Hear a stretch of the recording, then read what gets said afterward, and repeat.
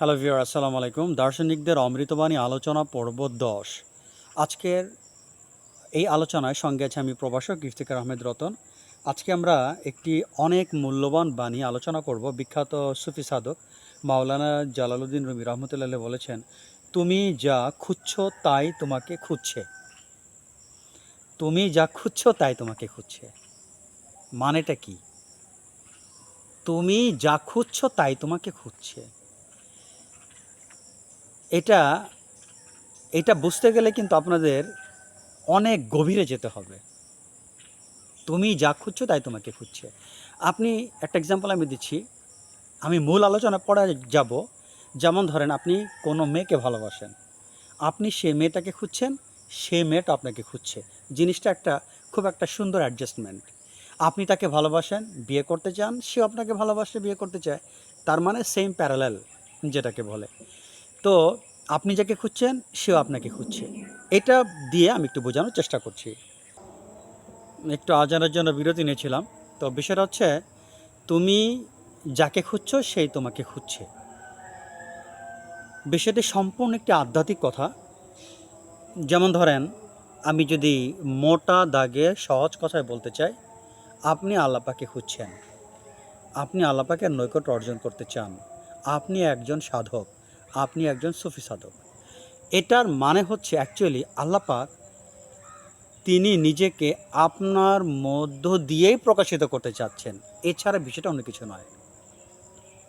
আপনি আল্লাহ পাকে পেতে চান, আপনি আল্লাহ পাকে খুঁজছেন না।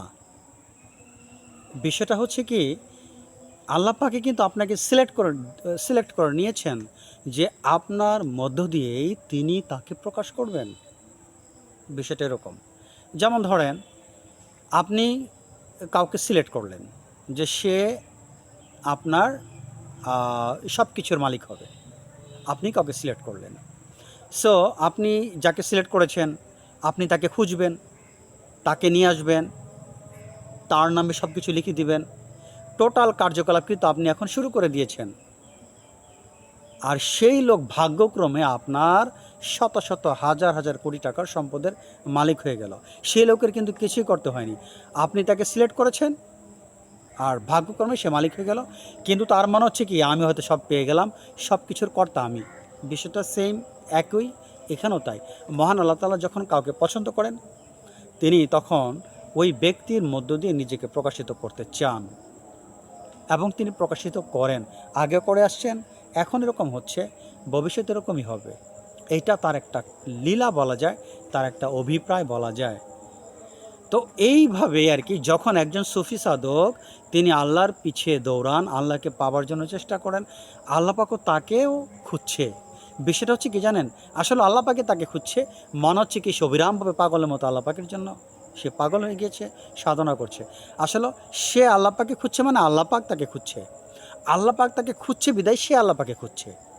আল্লাহ পাক তাকে খুঁজছে বিদায় সে আল্লাহ পাকে খুঁজছে। যদি আল্লাহ পাক তাকে না খুঁজতেন, সে আল্লাহ পাকে খুঁজতেন না। তাহলে দুটো আপনার এইভাবে সেম পয়েন্টে চলে আসে। এটাই হচ্ছে তার কথার তাৎপর্যটা। এই সেম ব্যাখ্যাটা আমি পেয়েছি বেদান্ত দর্শনে। স্বামী বিবেকানন্দ কিন্তু সেম ব্যাখ্যা দিয়েছেন। যাই হোক, ছোট পরিসর আজকের ভিডিও এখানে শেষ করছি। সবাই ভালো থাকেন। আল্লাহ হাফেজ।